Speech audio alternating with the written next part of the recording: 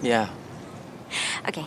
Welcome to MsMojo, and today we're counting down our picks for the top 10 things you didn't notice in Legally Blonde. Because she's brilliant, of course. The rules of hair care are simple and finite. Any Cosmo girl would have known. For this list, we'll be looking at the most notable details you didn't pick up on when watching the 2001 film.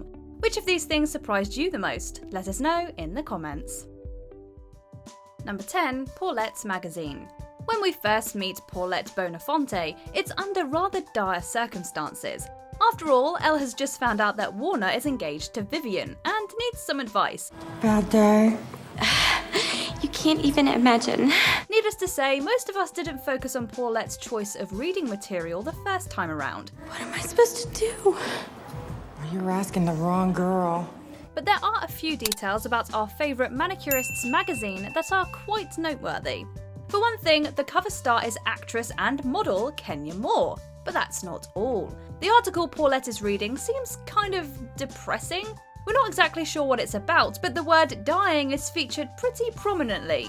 That doesn't necessarily inspire confidence. Maybe it's a good thing Elle arrives when she does. I mean, what's a girl to do? He's a guy who followed his pecker to greener pastures, and I'm a middle-aged high school dropout. Number 9, Warner Huntington III is bad news. Why does Warner let Elle propose a toast before breaking up with her? Why does he take her to a fancy restaurant in the first place? Why does he make it seem like he's going to propose? The short answer is that he's the worst.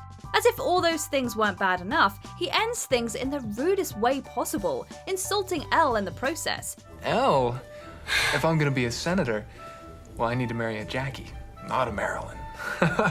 So you're breaking up with me because I'm too blonde? No, that's not entirely true. Even after she makes it into Harvard, Warner repeatedly demeans her intelligence. Come on, you're never gonna get the grades to qualify for one of those spots. You're not smart enough, sweetie. Wait, am I on glue, or did we not get into the same law school, Warner? We've always known that he isn't exactly Prince Charming, but we didn't initially notice just how harmful his behaviours are. Warner Huntington III isn't just a bad boyfriend. He's patronising, rude, and the portrait of toxic masculinity. I love you. Oh, Warner. I've waited so long to hear you say that. But if I'm going to be a partner in a law firm by the time I'm 30, I need a boyfriend who's not such a complete bonehead. Number 8, Bruiser's clothes. Elle Woods has impeccable style, but she's not the only one with an iconic closet. Of course, we're talking about the one and only Bruiser Woods. Hi, I'm Elle Woods, and this is Bruiser Woods, and we're both Gemini vegetarians. The adorable pup is just as fashionable as his owner, often matching with her, and serves up tons of epic looks. It's clear that Elle puts just as much thought and care into Bruiser's outfits as she does her own, which is a treat to see. Wish me luck, Bruiser. This is my first class as a serious law student. In court or on campus, his style is simply flawless. Did you see his Harvard sweater?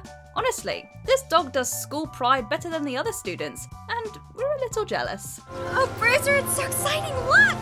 Harvard! Are you excited? Number 7, the Coppola reference. When Elle confides in Paulette after learning of Warner's engagement, she explains what led her to Harvard. Through her tears, she shares a very interesting piece of information that didn't mean much to us when we were younger. I blew off Greek to study for the LSATs. I even hired a Coppola to direct my admissions video. Remember her iconic video admissions essay?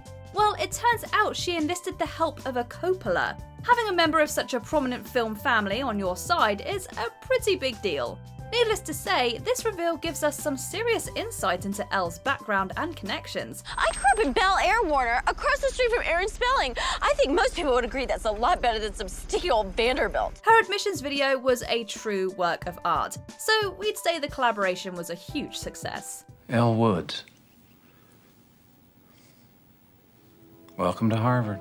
Number 6, the missing student. Okay, welcome to law school.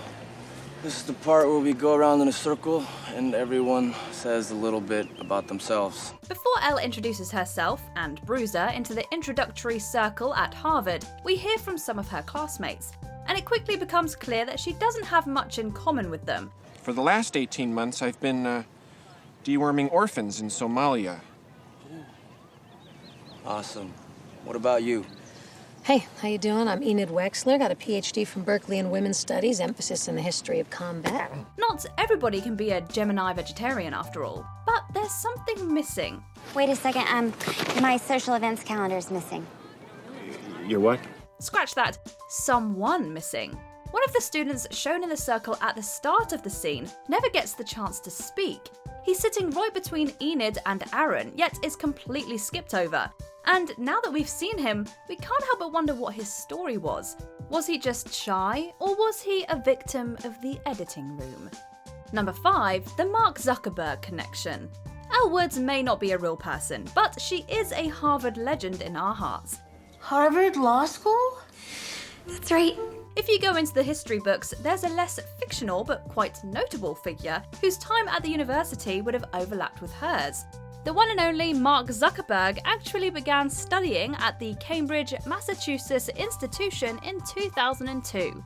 What's more, he launched the first version of what we now call Facebook in 2004. And Mark was the biggest thing on the campus. It included 19 Nobel laureates, 15 Pulitzer Prize winners, 2 future Olympians, and a movie star. Of course, that's the year our favourite lawyer graduated from law school and gave her moving valedictory speech.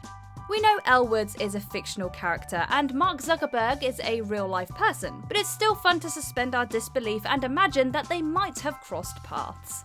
It is with passion, courage of conviction, and strong sense of self that we take our next steps into the world. Number 4, the Ovesta moment. Warner, the English language, it is all about subliminal domination. When Elle walks up to Warner at the non-costume party, he's in the middle of a talk with Enid that we didn't pay much attention to at the time. To be fair, we were distracted by the whole Elle in a bunny costume drama. Nice outfit. Oh, I like your outfit too, except when I dress up as a frigid bitch, I try not to look so constipated. But their conversation is worth a second look. Enid is explaining how gendered language can be used to uphold the patriarchy, and argues that the word semester should be changed to ovesta. We trust you understand why. Take the word semester, okay? This is a perfect example of this school's discriminatory preference of semen to ovaries. Interestingly, this moment was anything but random. It actually came from something Amanda Brown, who wrote the book Legally Blonde was based on, experienced in law school. Number 3, Elle's LSAT score. We're here to inform you that Elle Woods is a genius. 179! It's safe to say that when most of us watched Legally Blonde, we didn't know much about the LSATs. So when Elle scored 179 after putting in tons of work, we were just thrilled it was good enough for Harvard. Well, apparently it wasn't just good enough, it was almost flawless. Oh, I have a 4.0. Yes. The maximum result a person can get on the test is, wait for it, 180. We know they say practice makes perfect, but this is beyond impressive by any standard. It looks like skipping Greek week to study really paid off. You got into Harvard Law? What, like it's hard? Number 2, Elle's clothes. Elle's wardrobe is a big part of who she is. She dresses to reflect how she feels, so her clothes are pretty symbolic. I totally look the part. They're always fashionable, but there's a period at Harvard where she begins to wear more traditional styles with less colour.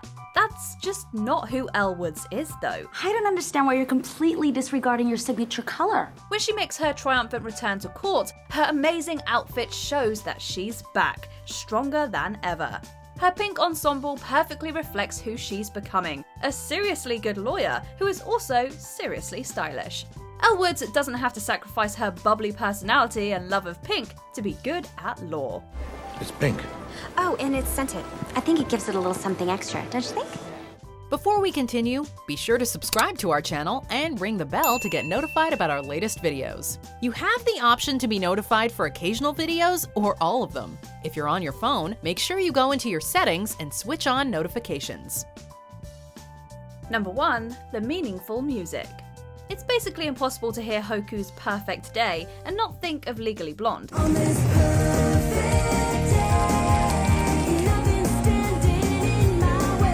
But this song isn't just catchy, it also frames and reflects the story, as it plays during the opening credits and at graduation. Both of these instances represent pivotal moments in Elle's life. In the beginning, she thinks Warner is going to propose on their upcoming date, so the song's optimism makes sense. Though things take a different turn, Elle doesn't get discouraged.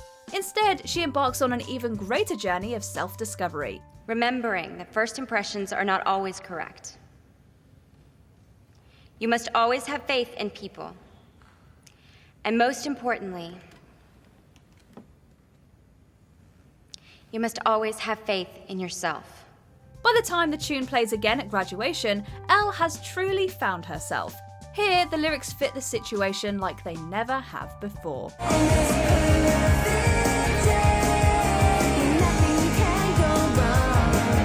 Do you agree with our picks? Check out this other recent clip from MsMojo. And be sure to subscribe and ring the bell to be notified about our latest videos.